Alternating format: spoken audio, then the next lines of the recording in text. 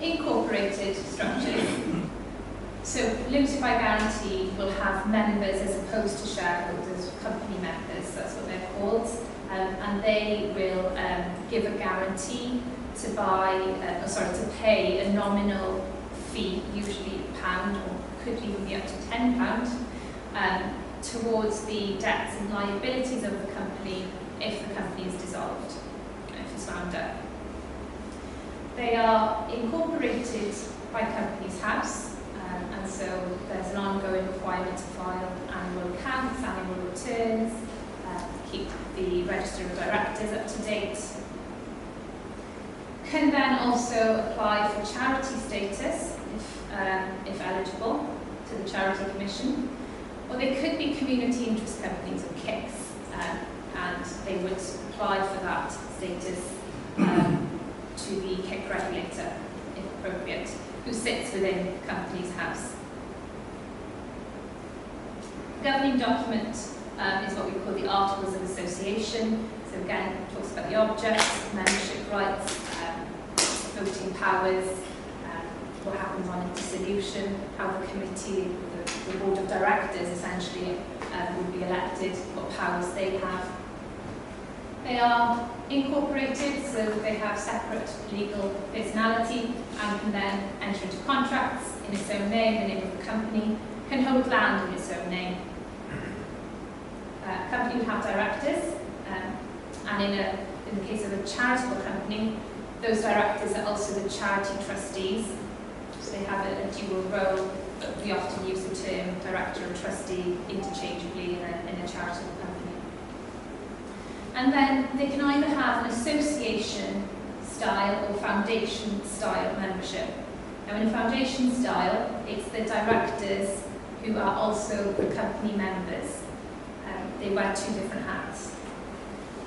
In the association style, there's a wider membership, so usually the members of the club, but they are also company members for the purposes of company law. And they do more than just turn up and use the facilities and play. They would actively engage in the business of the company. So a perfect example is attending the AGM and voting on matters affecting the company. For example, to approve the accounts, to appoint an auditor if you need to, and in most cases to elect the directors. And then a KIC can be limited by guarantee or by shares. If they're limited by shares, then they can give a return to investors, so they're quite attractive from that point of view. The main purpose, as clues in the name, I suppose, community interest, the main purpose is to give benefits to the community.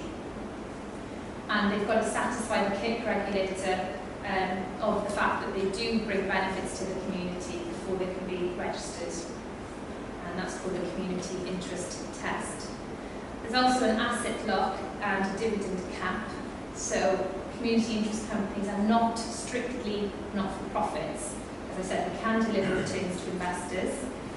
The asset lock ensures that assets aren't transferred or sold to any other organisation at an undervalue, at less than market value. So they can be transferred at less than market value to another KIC, because that would satisfy a community interest test. And they can also transfer to other asset-locked bodies, for example, other charities. Quite often the articles of a KIC will list certain bodies, asset-locked bodies that they can freely transfer their assets to, and if they're not listed there, they can apply to the KIC regulator to transfer it to a different body. Interestingly, there's no tax breaks for KICs, and that's because they can't have charitable status, and it's purely because they can deliver returns to investors. So attractive, but also certainly has its limitations. And the dividend cap then is relevant for a KIC that's limited by shares. Very, very briefly on community benefit society, because I very relevant for sports clubs. They're registered with and governed by the Financial Conduct Authority, not Companies House, not Charity Commission. They can be charitable, but if they are classed as exempt charities, which means they're exempt from the requirement to register with the Charity Commission. Instead, the FCA will regulate them. And they're incorporated, so they can contract in their own name, in their own buildings, etc. Not really relevant here because intended for trading or conducting a business, but I just wanted to mention it for the sake of completeness, really. And then CIOs, charitable incorporated organisations. So if you're charitable and you want to incorporate, then this is definitely a possible structure to look at. They are, I suppose they're a hybrid between companies and unincorporated associations, specifically for charities. So they come into being registered by the Charity Commission, nothing to do with Companies House, so you don't have the dual regulation that charitable companies have. They're governed by a constitution, and the Charity Commission has examples on their website if you want to have a look.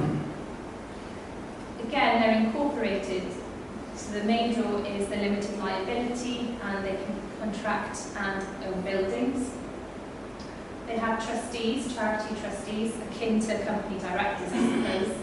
And they also have members, but again, they can have that association style, which is the wide membership I mentioned, or the foundation style where the trustees are and the members are the same individuals, but sometimes wearing different hats. And then they can act as trustee of land for another body, so an unincorporated association might decide to stay as an unincorporated association but set up a CIO just to hold the property, perhaps because the CIO, because the property is the only risk type aspect to the unincorporated association. But they are a good structure for small and medium-sized charities that really need to take advantage of the limited liability they offer.